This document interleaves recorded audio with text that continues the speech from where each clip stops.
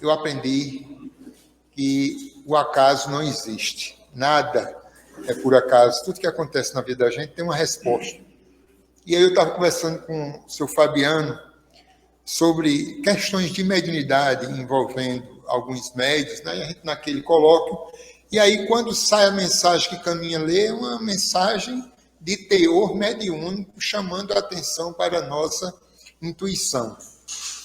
Onde nessa mensagem Emmanuel mostra que Deus sempre enviou homens sábios para que a humanidade pudesse aprender. Antigamente a gente achava que esses fenômenos eram uma força poderosa da própria pessoa e que só algumas pessoas eram dadas, né, esse poder.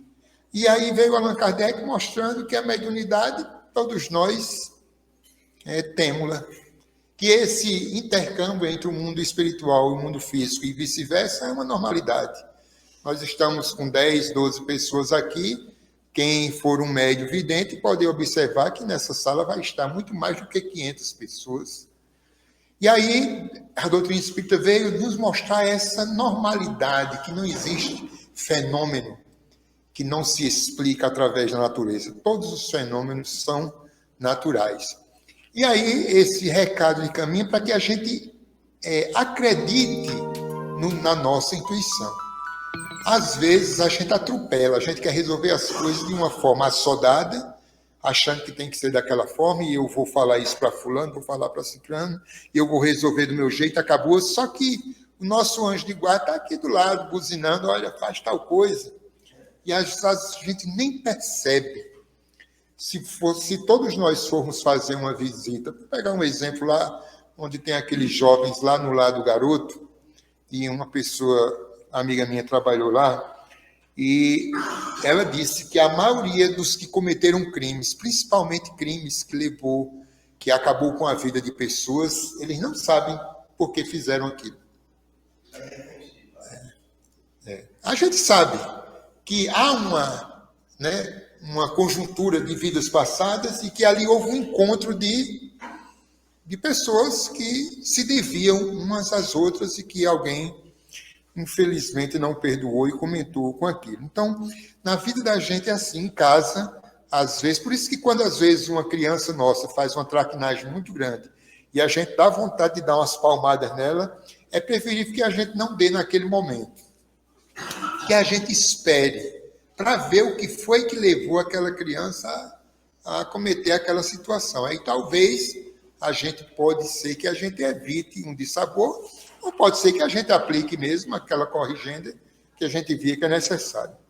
Mas hoje eu vou fazer um estudo que a gente fez na TV Chico Xavier, no segundo Encontro do Bem, e o título da palestra hoje é Espiritismo para hoje e para o mundo de regeneração. Eu acho que todos nós já ouvimos, desde criança, que o mundo vai se acabar de água e de fogo.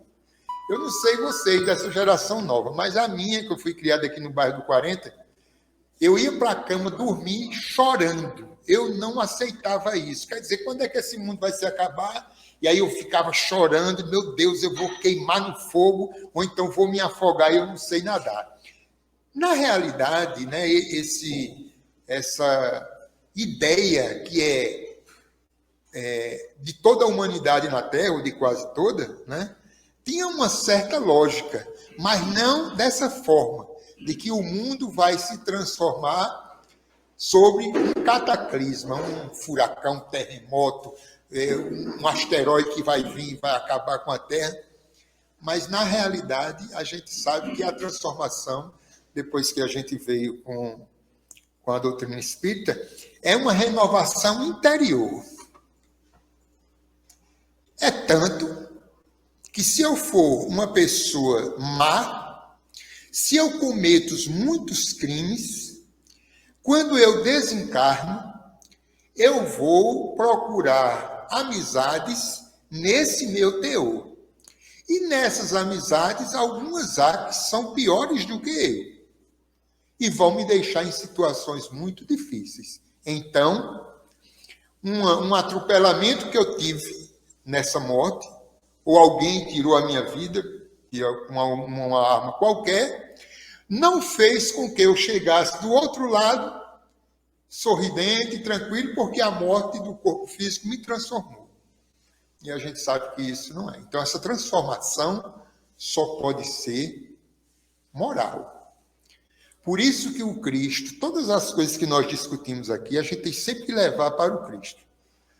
Jesus, por ser o construtor da Terra, por ser o coordenador da construção desse nosso planeta, por ser o coordenador que fez com que a gente saísse de outros planetas, ou da nossa primeira vida com a criação dos espíritos através de Deus, permitiu a nossa chegada aqui.